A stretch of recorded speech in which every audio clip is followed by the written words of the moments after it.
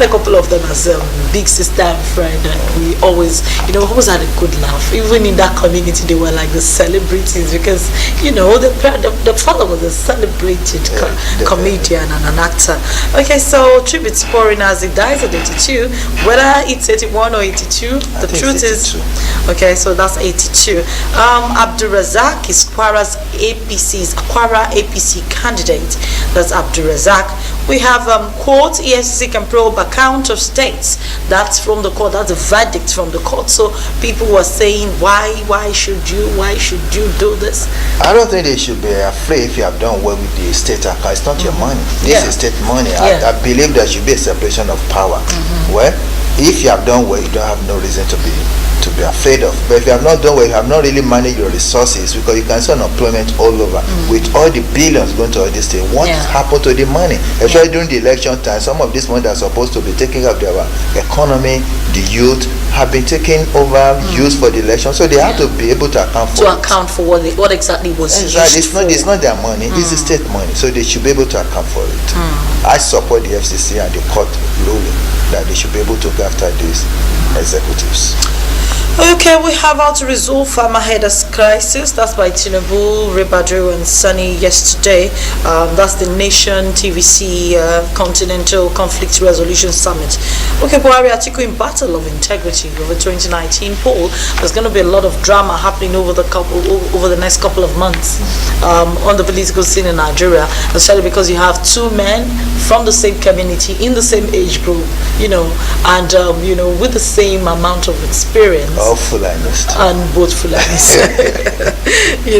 So it seems to be a well-staged primary for a Fulani to have emerged to contest with another Fulani. I think it was just so let's see who is well the best calculated, We see who is the best hairstyle out of the two. Okay, so we're moving on now. I made PDP that seemed to be making the front page of every newspaper. We're looking at the front page of the Daily Independent right now, and outgoing Ekiti State Governor Ayo Fayose has regretted the failure of Secretary Governor Aminu Tambuwal to emerge as the PDP presidential aspirant at the party's national convention held in Port Harcourt, saying he may renounce his membership of the party if the need arises.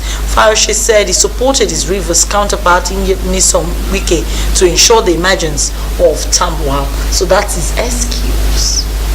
It's not a good excuse. If Tamba didn't come up as a president, does that make you to dump your party? Well, that's a party. You're supposed to work together. You're supposed to be loyal to your party, just like what I said.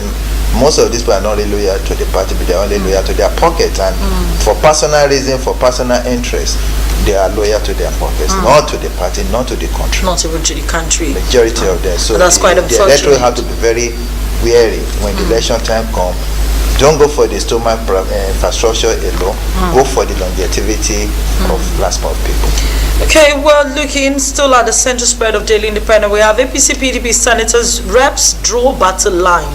As National Assembly resumes today amid tension, Olujimi warns APC senators against Saraki's removal. There's going to be a lot of drama happening there right now, but let's talk about this. Saraki is in the minority. And let's not forget how he came into being in that position in the first place. Sure.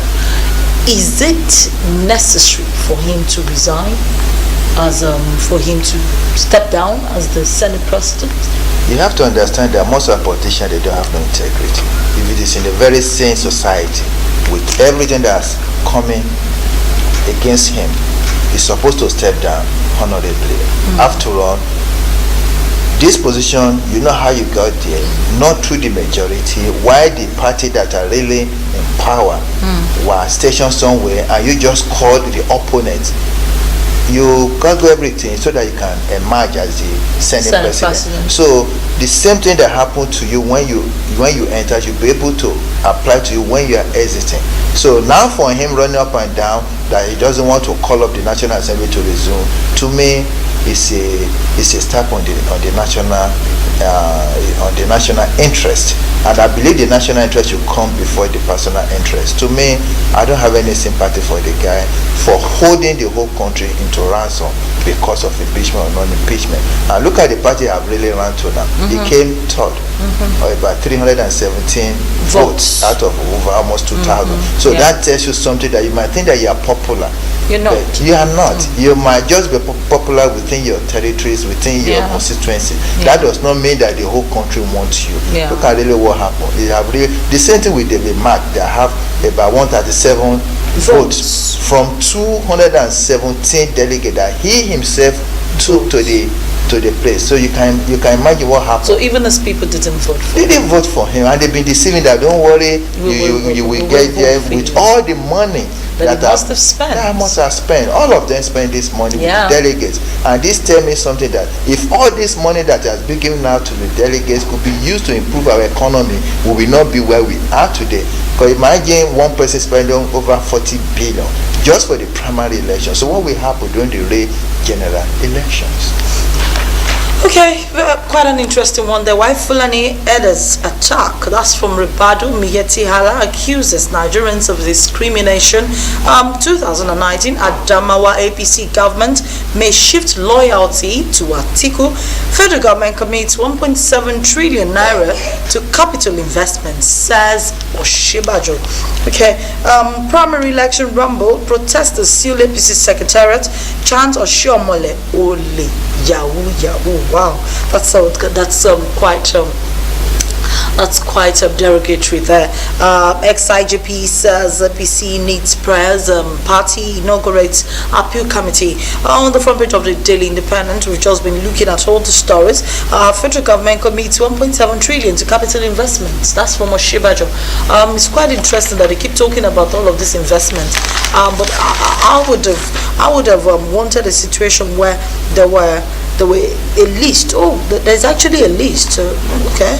There's actually a list of programs there. Okay, let's look at the last newspaper we have this morning. That's the Guardian. Choice of Atiku's deputy splits Southeast. You know, we said there's going to be a lot of drama happening in that political space in the next couple of months. Rejection will backfire on party. Igbo youths warn. Our strategies to oust Buhari gain restructuring. Presidency not for sale. APC tells PDP. Okay, traders shun Nigeria's crude scramble for Angola's. That's a crisis. That's crisis. Last of theatre titans, Babasala passes on. Spending 1.1 trillion on poor citizens, good for economy. That's from Oshibajo. That's the last we're looking at on the dailies this morning. I will take this quick break. When we come back, we'll bring you another style. We're going straight into the next segment, which is the discussion for this morning. And as I said, we'll be talking about the diversification of the Nigerian economy. We're looking a critical look at the agricultural sector. Let's see what we can do. Can we diversify the economy now that it's even in the papers that buyers are beginning to reject Nigeria's crude and they're going for Angola's? Don't forget that big countries have crude oil as well. We need to find another means of sustenance for our nation. And so we'll be looking at the agricultural sector this morning and see how that can help the economy, how that can help us to develop more as a nation, and how that can help us, to improve our economy. We'll be right back.